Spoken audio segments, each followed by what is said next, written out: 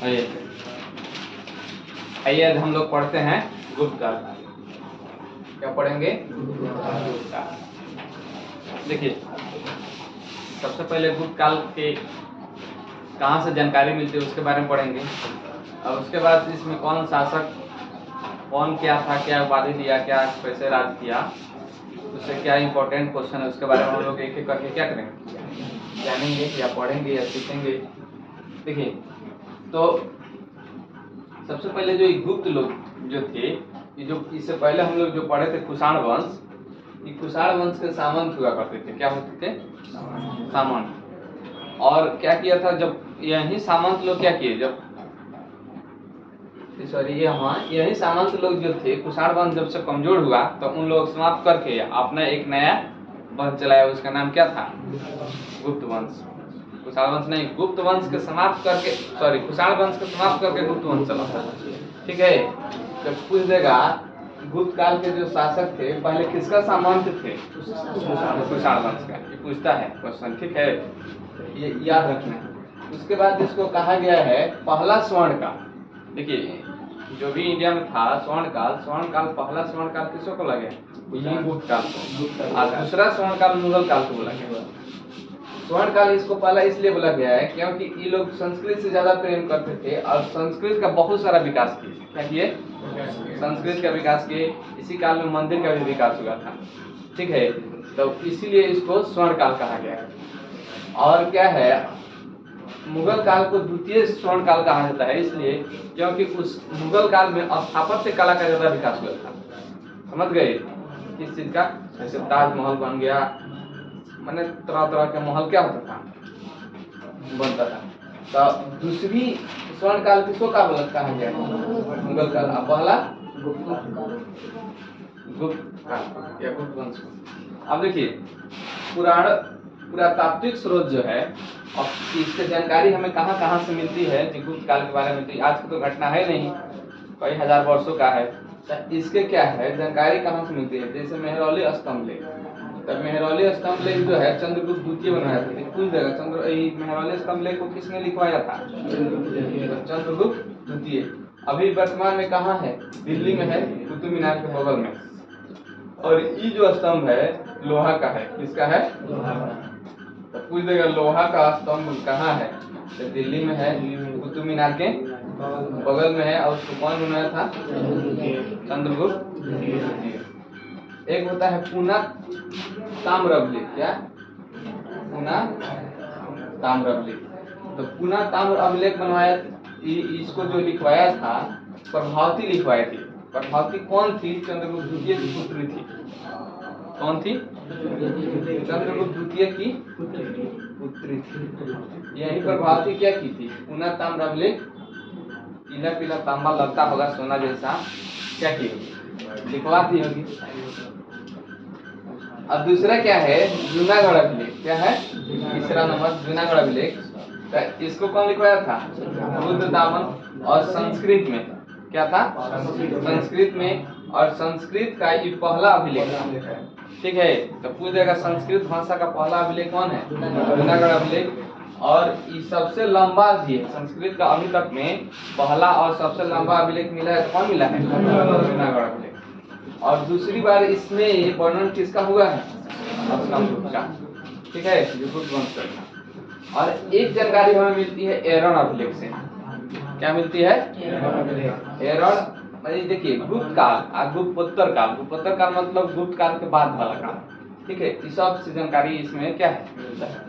तो एरन अभिलेख से, एरन अभिलेख को किसने लिखवाया था? भानुगुप्त। और इससे क्या मिलती है? सती प्रथा की जानकारी। तो पूछ देगा सती प्रथा की जानकारी किससे मिलती है? एरन अभिलेख से। बिलसड़ अभिलेख एक है, इससे भी जानकारी मिलती है गुप्त काल की। तो इसको कौन लिखा था? कुमारगुप्त। कौन? एक जानकारी हमें मिलती है भीतरी गुफा अभिलेख से। तो इसको कौन? स्कंदगुप्त। बस इसको फैक्ट याद रखना है, इसको कौन क्या यही पूछता है, ज्यादा कुछ नहीं। तो भीतरी गुफा अभिलेख कौन? बिलसड़ अभिलेख, कुमारगुप्त, एरन अभिलेख, भानुगुप्त, जूनागढ़ अभिलेख, रुद्रदामन, पूना ताम्र अभिलेख, प्रभावती। प से पुनः प से प्रभावती, मेहरौली चंद्रगुप्त द्वितीय। अब देखते हैं साहित्यिक स्रोत। कुछ साहित्यिक स्रोत जो बुक में लिखा हुआ है उससे हमको जानकारी मिलता है। तो साहित्यिक स्रोत में कालिदास का बुक से भी बहुत सारा जानकारी मिलता है। तो कालिदास का कौन कौन बुक था? पहले पूछ देता है, कालिदास किसके शासन काल में थे? चंद्रगुप्त द्वितीय। किसके शासन काल में? चंद्रगुप्त द्वितीय के ही शासन काल में। चंद्रगुप्त द्वितीय यानी गुप्त वंश का था, उसी के शासन काल में थे। और बहुत सारा बुक क्या हुए लिखे थे, बहुत विद्वान थे। तो अभिज्ञान शाकुंतलम, अभिज्ञान शाकुंतलम से भी हमको जानकारी मिलती है। सबसे पहला चीज आपको याद रखना है कि लिखा कौन है। तो अभिज्ञान शाकुंतलम किसकी रचना है? कालिदास। कुमार संभव किसका है? कालिदास की। रघुवंशम कालिदास की। ऋतु संहारम, ठीक है, ऋतु संहारम कालिदास की। मालविका अग्निमित्रम कालिदास की। और विक्रम वंशीय, विक्रम वंशीयम किसकी रचना है? कालिदास की। तो कालिदास की 6 पुस्तक, इधर ध्यान दीजिए ना, अभिज्ञान शाकुंतलम, विक्रम संभव, रघुवंशम, ऋतु संहारम, मालविका अग्निमित्रम, विक्रम वंशीयम, ये 5 बुक कौन लिखे थे? कालिदास। तो इसको याद रखना है, ठीक है, याद रखिएगा तो आपको बहुत फायदा होगा। दूसरा देखिए विशाख दत्त। तो विशाख दत्त की कौन कौन बुक थी? उत्तराराक्षस और देवी चंद्रगुप्तम, ठीक है। देवी चंद्रगुप्तम कौन थी? देवी एक अलग और चंद्रगुप्तम अलग था। इसी में पढ़िएगा आगे, थोड़ा क्वेश्चन करेंगे। तो विशाख दत्त कौन कौन लिखे थे? उत्तराराक्षस और देवी चंद्रगुप्तम, ठीक है। वराहमिहिर और बराहमिहिर, बृहत संहिता और पंच सिद्धांतिका। बराहमिहिर की कौन कौन बुक है? बराहमिहिर, बृहत संहिता और पंच सिद्धांतिका। बराहमिहिर की क्या है रचना है, इसको याद रखना है। उसके बाद से बाणभट्ट जो हर्षचरित्र लिखे हैं और कादम्बरी लिखे हैं, समझ गए। तो हर्षचरित्र कौन लिखा था? कादम्बरी को कौन लिखा था? हर्षवर्धन एक शासक था गुप्त वंश के बाद के जो होता है उसको गुप्तोत्तर काल कहते हैं। तो ये सब गुप्तोत्तर काल का है। तो ये बाणभट्ट भी हर्ष के दरबारी कवि था। हर्ष मतलब हर्षवर्धन, ठीक है। हर्षवर्धन भी एक कहा गया विद्वान था। तो उसने लिखा था नागानंद, रत्नावली और प्रियदर्शिका। तो हर्षवर्धन की रचना, मैंने हर्षवर्धन किस किस बुक की रचना किया था? नागानंद, रत्नावली और कहा गया है कि मतलब कि पहले के जो शासक था वो क्या करता था, विद्वान लोगों को कुछ धन सोना चांदी या भूमि दे के और उन लोगों कृति पर अपना नाम लिखवा लेता था। तो वहीं कुछ विद्वानों का कहना है कि हर्षवर्धन ही इसको रचना किया है। कुछ लोग का कहना है इसके दरबारी कवि बाणभट्ट और जो थे वही इसकी रचना किए थे और इसका नाम चढ़ा दिए थे, ठीक है। तो उससे कुछ मतलब नहीं है, बस एग्जाम में पूछेगा तो आपको इसी को लगाना है, ठीक। जे नागानंद किसकी रचना है? रत्नावली। प्रियदर्शिका, प्रियदर्शी जो है हर्षवर्धन की। एक कामंदक है, जो कामंदक थे किसकी रचना की थी? नीति शास्त्र। क्या? नीति शास्त्र थे। आर्यभट्टियम और सूर्य सिद्धांत का 2 रचना किए थे, आर्यभट्टियम और सूर्य सिद्धांत। आर्यभट्ट किसका रचना किया? आर्यभट्टियम और सूर्य सिद्धांत। धन्वंतरी अनुसिद्धांत दिए थे। क्या दिए थे? अनुसिद्धांत। विष्णु शर्मा पंचतंत्र और पाणिनि व्याकरण की बुक थी। वात्स्यायन कामसूत्रम, वात्स्यभट्टी रावण वध और चंद्रगौमी चंद्र व्याकरण की रचना की थी। तो इतना क्या करना है, याद रखना है। जैसे चंद्रगौमी चंद्र व्याकरण, वात्स्यभट्टी रावण वध जो बुक का नाम था, इधर बुक का नाम है इधर राइटर का नाम है पाणिनि, अष्टाध्यायी, वात्स्यायन, कामसूत्र, विष्णु शर्मा, पंचतंत्र, धन्वंतरी, मणि सिद्धांत, आर्यभट्टम, सॉरी आर्यभट्ट, आर्यभट्टियम और सूर्य सिद्धांत, दो को लिखे थे। ठीक है, कामांधक, नीति शास्त्र। इस सब बुक को पढ़ने से हमें गुप्त काल की, गुप्त काल के बाद से एक जो वंश चला है उसकी जानकारी हमें क्या मिलती है कि कौन शासक कैसे था, यही सब स्रोत से हमें सब जानकारी मिलती है, ये अभिलेख से और ये साहित्यिक स्रोत से। तो इतना पढ़िएगा तो इससे क्या होगा, वंश के बारे में पता चल जाता है, उसी कौन क्या कैसे आया। तो आज हम लोग पढ़ेंगे गुप्त वंश।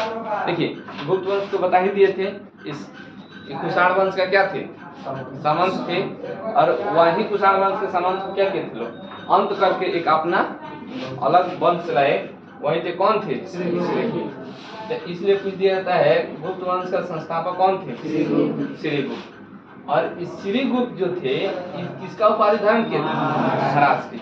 बस इनसे दो ही क्वेश्चन याद रखना है, संस्थापक थे श्रीगुप्त और इसका उपाधि क्या धारण किए थे, महाराज। और इनका उत्तराधिकारी बना घटोत्कच, क्या बना था, घटोत्कच। और ये भी सेम महाराज की उपाधि धारण किया था, जो ये उपाधि धारण किए थे वही उपाधि क्या किया था, ये धारण किया था। उसके बाद इसका जो उत्तराधिकारी बना या वास्तविक संस्थापक चंद्रगुप्त प्रथम, समझ गए। तो चंद्रगुप्त प्रथम था, इसका वास्तविक क्या था, संस्थापक था। और चंद्रगुप्त प्रथम महाराज धीराज की उपाधि धारण की थी, किसका, महाराज धीराज की। और पहला ऐसा शासक था जो महाराज धीराज की उपाधि धारण किया था। तो कुछ ये भी क्वेश्चन पूछ सकता है, पहला कौन ऐसा शासक था जो महाराज धीराज की उपाधि धारण किया था, कौन किया था, चंद्रगुप्त का द्वितीय, तृतीय कि मौर्य, द्वितीय। अरे दादा अब यही हाल है, नींद ले रहे हैं, अब 80 बरस के बुढ़वे में ठकाई नहीं लगाता है। अभी हम पढ़ा रहे हैं चंद्रगुप्त प्रथम, तो है द्वितीय, द्वितीय पढ़ाएंगे तो कहेगा तृतीय, तब कहिएगा कि सर एक हम आगे बढ़ते हैं, आप समझ जाइए।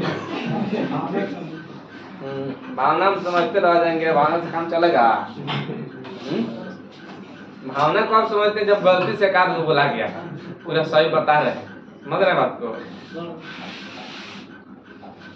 तो यहाँ वास्तविक संस्थापक गुप्त वंश का कौन था, चंद्रगुप्त प्रथम। और इसकी उपाधि क्या थी, महाराजा धीराज की।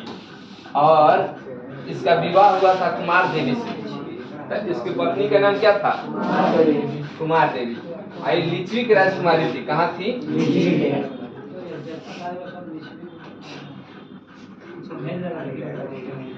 लिच्छवी की क्या थी, लिच्छवी की राजकुमारी थी। अरे तो लिच्छवी की राजकुमारी तो एक राजकुमारी थोड़ी की बंद चलते रह रहा है। 500 के बाद रामनगर है तो फिर रामनगर के बाद दूसरा कोई आएगा, इसी तरह से ठीक ठीक। अभी बंद चलता था, आप ही से शादी करा ठीक है, आपका भी नाम हो जाता है कि लिच्छवी की राजकुमारी शादी आपका नाम रख दिया था चंद्रगुप्त 50। चलिए, तो इसकी क्या नाम था, और उसका नाम रख दिया देवी कुमारी, जिस तरह से पलट दिया जाता।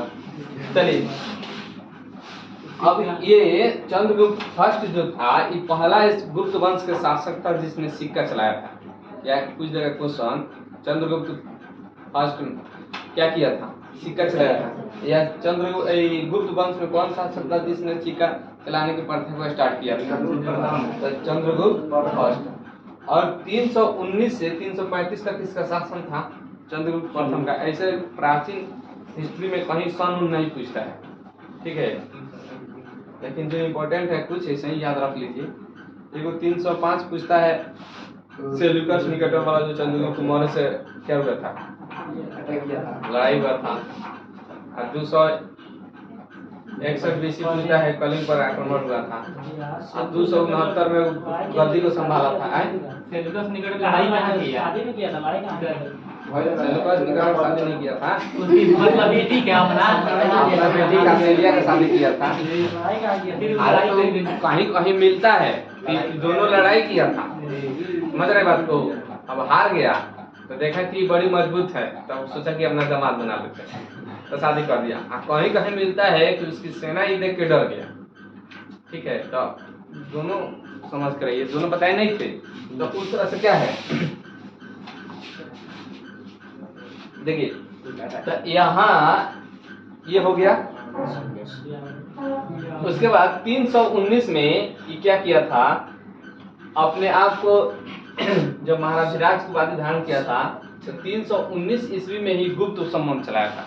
क्या चलाया था? गुप्त संबंध। गुप्त संबंध कहने का मतलब ये है कि आज से ही दुनिया की नया डेट स्टार्ट हो रहा है। आज से 1 2 3 गिना जाएगा। जब भी संबंध चलता है ना, तो संबंध का मतलब यही होता है कि उसी दिन से 1 2 3, जिस तरह हम लोग ईसा मसीह के जन्म से गिनते हैं, अभी वही पर उसी को सब कोई लगभग फॉलो करता है। तो क्या था कि ये बोला कि नहीं, इसी से चलेगा 319 ईस्वी में, जबकि 319 ईस्वी का मतलब ये हुआ ईसा मसीह के जन्म के 319 साल बाद, समझ गए।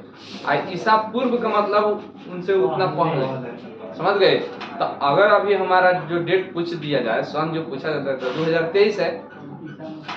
अभी जो ईसा मसीह के अनुसार हम लोग को 2023 चल रहा है, तो ईसा मसीह के जन्म के अनुसार चल रहा है। लेकिन पूछ देगा इसी क्वेश्चन को आपको घुमा के पूछता, गुप्त संबंध के अनुसार अभी कौन वर्ष चल रहा है, क्या करेंगे? इतना घटा देंगे। देखिए यहाँ हम बता रहे हैं, मान लीजिए यहाँ से स्टार्ट हुआ एक, समझ गए, मैंने यहाँ से 0 माना जाता है, और 1 साल बाद ये 1 हो गया, 2 साल बाद 2 हो गया, और इसी तरह से यहाँ ये 319 हो गया। बढ़ते जाएंगे तो कहीं ना कहीं 319 मिलेगा, और यहाँ से यहाँ हम जाएंगे तो 2023 मिल जाएगा, समझ गए बात को। तो यहाँ से हम गिन रहे हैं तब ना 2023 आ रहा है। अगर हम 319 से गिनेंगे तो इतना तो घटाना पड़ेगा, समझ रहे बात को। तो यहाँ से हम स्टार्ट करेंगे 1 2 3 गिनना, तो यहाँ से 319 जो गिने थे इसको घटा देंगे तो हो जाएगा। लेकिन यही पूछ दिया विक्रम संवत के अनुसार। अब विक्रम संवत कब स्टार्ट हुआ था? 57 BC में, ठीक है, यहाँ पर लिख दिए। देखिए विक्रम संवत हमारा स्टार्ट हुआ था 57 BC में। 57 BC का मतलब ही हुआ यहाँ से 57 वर्ष पहले, इसी को इधर BC बोलते हैं। अच्छा 57 लिख देते हैं, यहाँ पर भावना को समझ सकते हैं। अभी ना जो पानी पीना है तो ये भावना को समझ लो। देखिए विक्रम संवत यहाँ से स्टार्ट हुआ था, तो यहाँ जो था ये बोला लो कि यहाँ से दुनिया स्टार्ट होगा। तो यहाँ से दुनिया स्टार्ट होगा तो यहाँ से पूछेगा, हम लोग को 2023 यहाँ 0 से न चल रहा है, तो यहाँ से स्टार्ट करने के लिए इतना जोड़ना पड़ेगा, समझ रहे बात को। तो BC कह दे तो उसको जोड़ दीजिएगा, AD कह दे हटा दीजिए। अब देखिए यहाँ पे विक्रम संवत कब स्टार्ट हुआ था? 57 BC। शक संवत कब तक स्टार्ट हुआ था? 78 AD। AD मतलब ईस्वी, यानी 0 के आगे। तो यहाँ हम कहेंगे अगर शक संवत के अनुसार हमारा जो अभी डेट है कितना है, तो क्या करेंगे 2023 अनुसार 78 हटा देंगे, जो आएगा वही आंसर हो जाएगा। हिजरी संवत, जो मुस्लिम धर्म में हिजरी संवत फॉलो करता है लोग, तो ये क्या है 622 AD में, 622 ईस्वी से क्या किया है लोग, इन लोग माना है कि उसी दिन से दुनिया स्टार्ट हो गया, ठीक है, उसी दिन से डेट मानता है लोग 1 2 3 4। तो हिजरी संवत के अनुसार हमको निकालना हो तो AD में आ गया, तो 2023 में से 622 को क्या करेंगे घटा देंगे। समझिए कि 0 के इधर होगा तो जोड़ देंगे, 0 के इधर रहेगा तो क्या करेंगे घटा देंगे। हमको 0 से 2023 पता है, अगर यहाँ से ले रहा है तो जोड़ देंगे, अगर यहाँ से ले रहा है तो एक्स्ट्रा हो रहा है, यहाँ से घटा देंगे, कोई दिक्कत। अब देखिए ये तो संबंध से पता चल गया। अब देखिए चंद्रगुप्त जो प्रथम था, इसका उत्तराधिकारी कौन बना? समुद्रगुप्त। और समुद्रगुप्त कहा गया है कि पूरा गुप्त वंश में सबसे ज्यादा शक्तिशाली था। क्या था? सबसे ज्यादा शक्तिशाली था और इसका सैन्य बल भी बहुत शक्तिशाली था। क्या था? सैन्य बल इतना शक्तिशाली था कि इसकी नेपोलियन से क्या किया गया, तुलना किया गया। तो पूछता है भारत का नेपोलियन किसे कहा जाता है? समुद्रगुप्त। जबकि होना चाहिए इस क्वेश्चन में नेपोलियन को भारत का उसको बोलना चाहिए समुद्रगुप्त, माने इससे उसका तुलना किया जाना चाहिए, जबकि उससे तुलना इसका किया गया उसको इसलिए क्योंकि समुद्रगुप्त के बाद उगाया था नेपोलियन इधर आया था। देखिएगा आप लोग पढ़ते हैं Nadir Shah, Napoleon, modern history में पढ़ते हैं, एंशिएंट हिस्ट्री का है, समझ रहे हैं बात को? एंशिएंट हिस्ट्री उससे बहुत पहले का ना है, लेकिन इसलिए ऐसा कहा जाता है क्योंकि ये सब उपाधि अंग्रेजे दिए थे। तो अंग्रेज तो अपना को श्रेष्ठ न मानेगा, तो वो बोला कि क्या है कि नेपोलियन जैसा महान है, जबकि कहना चाहिए नेपोलियन को समुद्रगुप्त जैसा महान है। समझ गए? जबकि वो बाद में आया। बात को समझ रहे हैं? हाँ वो कह दिया। अब जैसे मान लीजिए अब कोई लड़का है, वो अपना पापा के ऊपर गया, तब कह दे लो अपना पापा के ऊपर, इसी के ऊपर इसके बाप गए, तब उल्टा न हो जाएगा। तो समझ रहे हैं बात को? तो ये अंग्रेज सबका उल्टा दिमाग चलता है, वो अपने बेटे के ऊपर जाता है। तो चलिए, तो इस क्या था? बहुत शक्तिशाली था, इसका सैन्य अभियान जो था बहुत बलशाली था, जिसके कारण इसको क्या हुआ, नेपोलियन का भी बलशाली था। तो ये क्या किया है, इसी से तुलना किया है। इसकी जो उपाधि थी विक्रमांक, क्या था? विक्रमांक, कविराज, परम भागवत, और महाराजा धीराज भी उपाधि धारण किया था। तो ये इतना उपाधि धारण किया था, और ये किसका उपासक था? विष्णु का, माने किस भगवान को फॉलो करता था, किस भगवान को मानता था? तो विष्णु का। अब देखिए ये वीणा प्रेमी था। क्या था? वीणा प्रेमी था, माने वीणा संगीत में क्या करता था, रुचि रखता, तभी नहीं इसका मूड फ्रेश था। ठीक है, अब कितना रहता है घस माइंड का, पढ़ने के टाइम में कहेगा गाना सुनेंगे, घूमने जाएंगे, घूमने के टाइम में कहेगा बैठ के पढ़ती बेकार घूमने नहीं। ठीक है, अब बैठ के पढ़ेगा तो कहेगा तने से घूम लेती, नहीं तो मूड फ्रेश है। अरे घूमना ही है तो घूम लो, का घूम रहा है तो तनी चारों तरफ घूम लो, मूड फ्रेश हो जाएगा। आपके साथ घूमेगा तो आपको बेचैन कर लगेगा, चलो पढ़ना है। आप पढ़ने के टाइम में घूमना है तो वो सब नहीं, जो काम कर रहे हैं उस टाइम उसको क्या कीजिए, कंसंट्रेट कीजिए। गाने सुन रहे हैं तो आराम से सुनिए, हिंदी सुन लीजिए, भोजपुरी सुन लीजिए, जो मन कर रहा है सुन लीजिए, हेडफोन लगा के। ना जब पापा जी बैठे हैं दादा देखो साइड लाल के गाना सुनिए। क्या सऊदी वाला गाना सुनते हैं? सऊदी में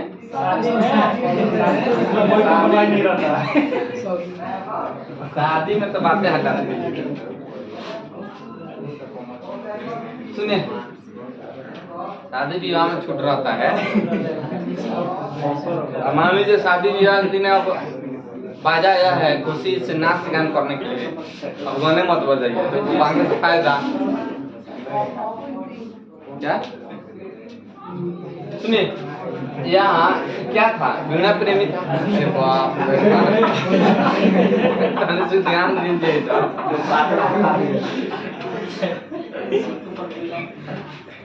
वीणा क्या था? वीणा प्रेमी था। इसको अनुमान कैसे लगाया गया? क्योंकि उसके जो सिक्का था, क्या सिक्का पैसा था,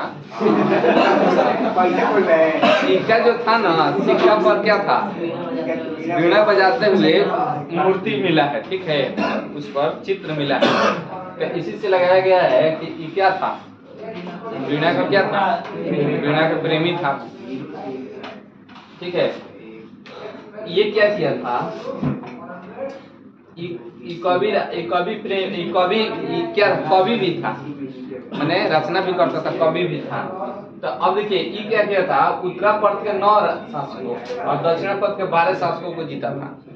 सुनिए, ये इतना शक्तिशाली था कि उत्तरा पथ मैंने उत्तर भारत दक्षिणापथ मतलब दक्षिण भारत। विंध्य क्षेत्र के दक्षिण वाला भाग को दक्षिण भारत कहा जाता है, विंध्य क्षेत्र के उत्तर वाले भाग को उत्तरापथ कहा जाता है। तो उत्तरापथ में कितना 9 राज्य और दक्षिणापथ में कितना, कुल 21 क्या किया था, शासकों को जीता था। देखिए तो क्वेश्चन ध्यान में रखिए, कंफ्यूजन हो जाता है। तो उत्तर में 9 और दक्षिण में 12, ठीक है। दक्षिण में समझिए तो नहीं ज्यादा, उत्तर में तो नहीं था तो कम में था, कुछ तो इसी का राज होगा, ठीक है। तो कुल कितना शासकों को जीता था, और ये जो अभियान चलाता था तो इसका 3 नियम था। क्या था, 3 नियम। एक था ग्रहण, मोक्ष और अनुग्रह। क्या था, ग्रहण में क्या था, शत्रुओं को हराना, मैंने शत्रुओं को मैंने हरा देना को एक ग्रहण बोलता था, ठीक है। और मोक्ष उसको मुक्त कर देना, मैंने हरा देना, बंदी बना लेना को क्या करता था, ग्रहण कर लेता था। और दूसरा क्या था, उन लोगों को मुक्त कर देता था, फिर छोड़ देता था। मैंने पहले लड़ाई करता था, लड़ाई करने के बाद जीत जाता था, और उसके बाद शासक को क्या करता था, पकड़ लेता था, पकड़ लेने के बाद फिर छोड़ देता था। तो जब उसको पकड़ लेता था तो ग्रहण, और छोड़ देता था तो मुक्त कर दिया, तो मोक्ष कर देता था, तो इसको मोक्ष कर देता। अनुग्रह मैंने उसके राज को भी वापस कर देता, कह रहा था तो ठीक है अब तुम राज करो, कोई दिक्कत नहीं है, लेकिन मेरे अधीन रहेगा, हम जो कहेंगे वही करना है, और नहीं करेगा तो फिर जो हुआ है समझिएगा, ठीक है। तो इसके 3 अभियान के 3 नियम थे, ग्रहण, मोक्ष और अनुग्रह। इसके दरबार में हरिसेन नाम के क्या दत्त थे, इसके दरबारी कवि थे। तो पूछ देगा कि किसके दरबारी कवि थे, तो समुद्रगुप्त का। या समुद्र के दरबारी कवि कौन था, हरिसेन। तो ये क्या था, यहाँ पे हरिसेन जो था, यही प्रयाग प्रशस्ति का अभिलेख का क्या है, वर्णन किया है। तो प्रयाग प्रशस्ति का वर्णन कौन किया है, हरिसेन। अब प्रयाग प्रशस्ति में है क्या कि समुद्रगुप्त के विजय का वर्णन, समुद्रगुप्त किस क्षेत्र में कितना राज किया है, क्या जीता है, क्या छोड़ा है, इसका क्या करता था। राजा सब पहले पत्थर पर क्या करता था, लिखवा देता था, वर्णन करा देता था, अभिलेख बनवा देता था, स्तंभ लेख बनवा देता था, ताकि आगे वाले दिनों में लोग क्या करेंगे, इसको पढ़ेंगे कि राजा कितना शक्तिशाली था। अगर नहीं लिखवाया रहता था थोड़ी हम लोग जानते, समझ गए। बहुत सारा राजा होगा छोट मोट, लेकिन उसका कोई वर्णन नहीं है तो नहीं जानते हैं। तो यही क्या था, हरिसेन प्रयाग प्रशस्ति का वर्णन किया था। इसके शासनकाल में अरबिल से आया था एक तंबूरा और एक बीड़ा, इसी दोनों को मिल के अमीर खुसरो ने बनाया है क्या, सितार। तो ये पूछ देगा सितार किसका किसका वाद्य यंत्र का मिलन है, मैंने मिला के बना है। तो तंबूरा और बीड़ा, और ये क्या था, ये अरबी शैली पर आधारित था। तंबूरा किस शैली पर आधारित था, अरबी शैली पर। और बीड़ा के बारे में एक और पूछा जाता है, भारत के सबसे पुराना वाद्य यंत्र कौन है, बीड़ा। बीड़ा से पुराना कुछ नहीं है। तो पूछता है क्वेश्चन, जब भी मिलेगा सितार है कि बीड़ा है कि तंबूरा है कि पियानो है कि ढोल ताशा है, तब सबसे पुराना कौन है, बीड़ा। सरस्वती जी के बीड़ा है, समझिए कि सरस्वती जी सबसे पुराना बीड़ा लगे बोलती है, ठीक है। और इसको तंबूरा और बीड़ा को मिला के सितार बनाया था, कौन बनाया था, एक नया वाद्य यंत्र सितार बना था, कौन बनाया था, अमीर खुसरो। एक इस सबसे एक और चीज से जानकारी मिलती है, इलाहाबाद अभिलेख से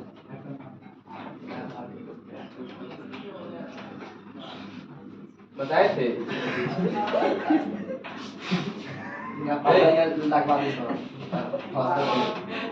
क्या हुआ है, पर्दा लगवा दी। सुनिए पहले ध्यान से पढ़िए, पढ़ाई में नहीं मन लग रहा है तो घर के नंबर दीजिए, हम बता दे रहे हैं क्या प्रॉब्लम है। बोर्ड पर दिख रहा है दो। सुनिए, इलाहाबाद जो स्तंभ या अभिलेख है, उससे क्या होता है, उससे भी गुप्त वंश का जानकारी मिलता है। हम बताए थे उसका इलाहाबाद को जो बनवाया था पहले कौशाम्बी में था, कहाँ था, और उसका कौन लिखवाया था सबसे पहले, उस पर अशोक लिखवाया था। और उसके बाद उस पर कौन लिखवाया था, समुद्रगुप्त ही अपने विजय का वर्णन उसमें कराया है, समझ गए। उसके बाद से क्या हुआ, उसको अकबर क्या उठवा के लाया, कौशाम्बी से इलाहाबाद में स्थानांतरित करा दिया। और इलाहाबाद के किला में उसको क्या किया, स्थापित करा दिया। और तब उसके बाद से जो जहांगीर बना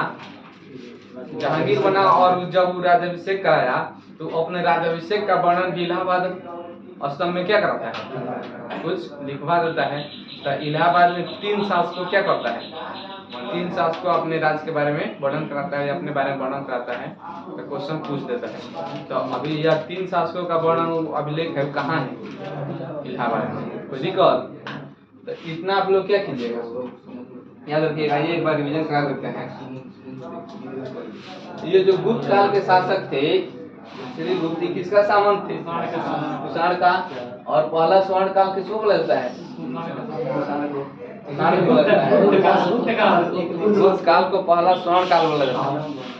उसके बाद द्वितीय स्वर्ण काल मुगल वंश को बोला जाता है। पुरातात्विक स्रोत में मेहरौली, पुनातांत्र, जूनागढ़, एरड़, बिलसण और गुफा अभिलेख।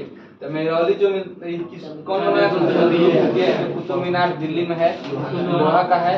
पुना ताम्र ये किसका है, बना है, प्रभावती का बना है, तांबा का बना है, ताम्र अभिलेख तांबा का बना है। और ये कौन बनवाई थी, प्रभावती कौन थी, पुत्री। जूनागढ़ अभिलेख रुद्रदामन, लंबा है। और दूसरा इसकी जानकारी एरड़ अभिलेख से अनुभूत और सती प्रथा का क्या होता है, क्या मिलता है, गोपराज।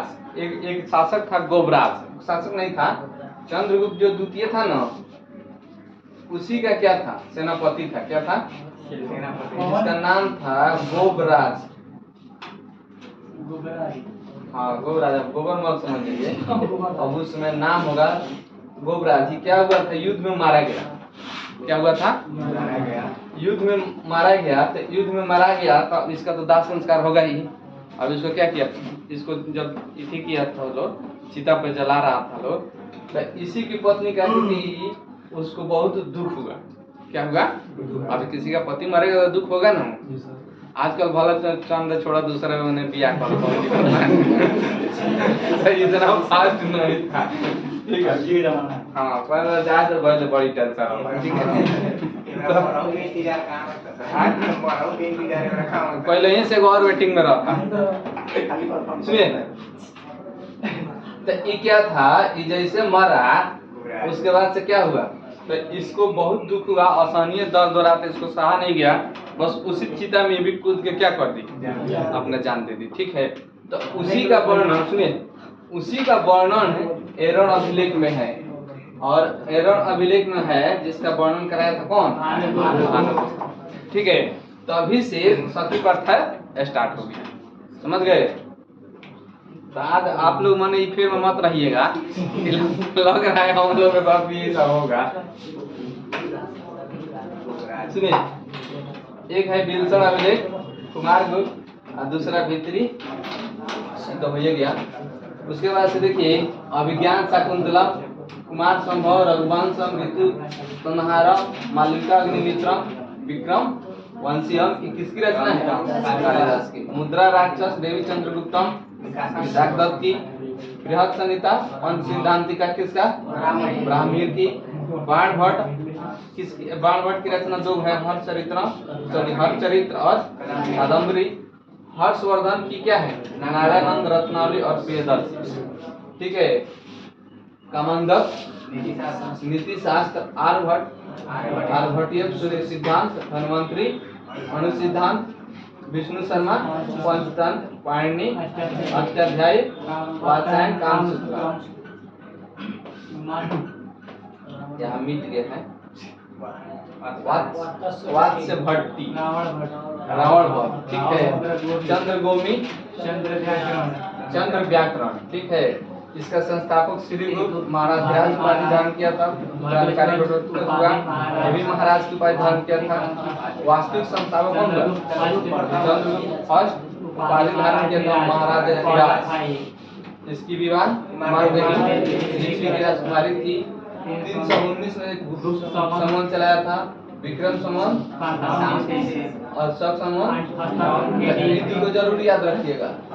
देखिए विक्रम संवत 57 BC और शक संवत 78 AD और से 78 और से A भैया 328 में था आए 328 एडी में था नहीं बी हाँ AD है तो SB है तो यहाँ लिखे कहाँ कुछ SB बोल नहीं रहे SB कहिए चाहे AD कहिए समझ गए। उसके बाद से उत्तराधिकारी का समुद्रगुप्त बहुत शक्तिशाली सैन्य बलशाली था। इसका उपाधि क्या विक्रमार्क कविराज ब्रह्म भागवत। और देखिए इसका जो दो गो पुत्र हुआ था रामगुप्त और चंद्रगुप्त। समुद्रगुप्त का क्या हुआ था दो पुत्र हुआ था रामगुप्त और चंद्रगुप्त। रामगुप्त यानी कमजोर शासक था और उससे ज्यादा शक्तिशाली कौन रामगुप्त बड़ा था और छोटा कौन था हाइट में छोटा नहीं था उम्र में छोटा था तो रामगुप्त और चंद्रगुप्त। अब उसके बारे में कल पढ़ेंगे। वीणा प्रेमी कौन था समुद्रगुप्त। सिक्कों पर इसका वीणा बजाते हुए तीन मिला है उत्तरा पर 9 दक्षिणा पर 12 तीन। इसका अभियान नियम था ग्रहण मोक्ष अनुग्रह। ग्रहण मोक्ष अनुग्रह। ग्रहण का मतलब शत्रु को हराना या जीत लेना या अपने बस में कर लेना। मोक्ष का मतलब होता है मुक्त कर देना शत्रु को। अनुग्रह मतलब राज को वापस कर देना दया करके वापस करना। क्या था इसका मीन था कि दया आ रहा है तो क्या कर रहा है अच्छा आदमी था। अच्छा आदमी की दया होता है बुरा आदमी कहाँ से दया होता है आप लोग को दया आता है तो बदल गया हृदय परिवर्तन है तब ना। तो शुरू में गया था जहाँ मारे काट कर रहा था कहाँ दया था। तो उसी तरह से उसके बाद से इतना समझिएगा रहने देते हैं। जय हिंद जय भारत। बाप रे।